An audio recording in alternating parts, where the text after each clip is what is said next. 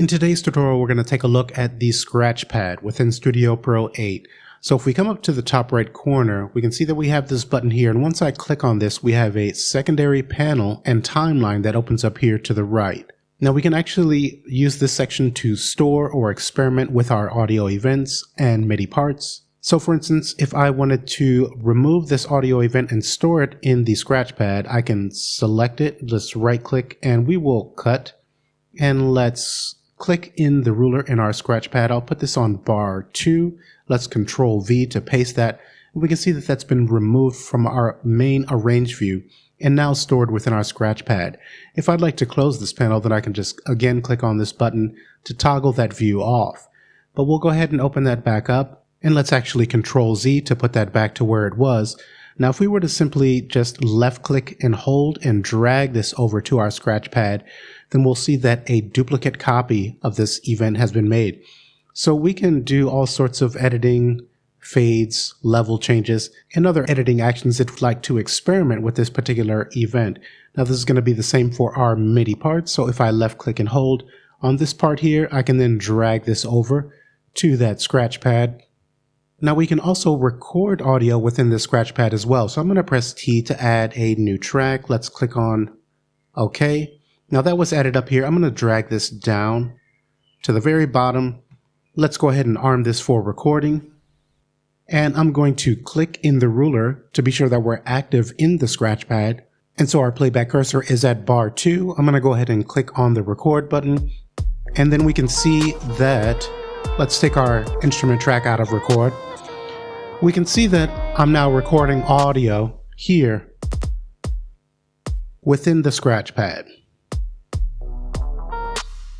Now that recorded a little bit low because I'm using the laptop microphones, I'm just going to drag that up so that we can see what that looks like. And of course, we can also drag from the scratch pad to the main arrange view. Very easy.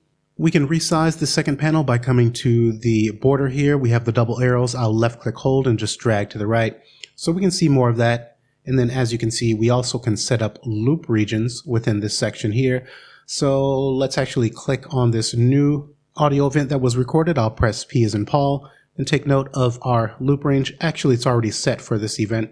So let's select the top audio event. I'll press P as in Paul. We can see that loop region is set there. Now, if I come over to our main arrange view and click in the ruler, let's actually pull this over to the right. We can see we have our other loop region here.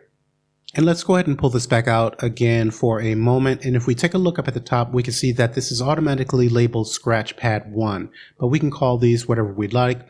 So we can click on this downward facing arrow here, and then we can rename this Scratch Pad.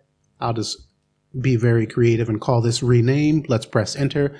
So we can see that that's renamed. I'll click on the downward arrow again, and we can duplicate this scratch pad. We can also add an additional, so this is called Scratch Pad 2.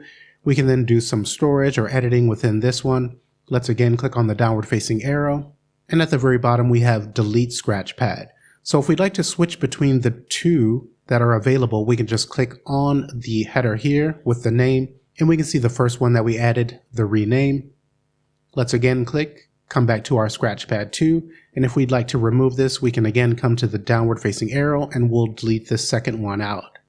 So if you're ever working on a song and you'd like to experiment with different ideas, but you'd like to keep your main arrangement intact, then you can always just drag these over and experiment until your heart's content and then drag them back over.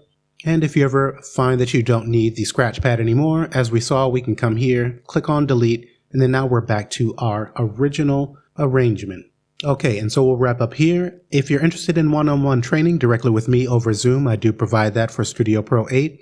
You can find out more information about that in the pinned comment below or the description area of this video. Otherwise, I hope to see you in the next tutorial.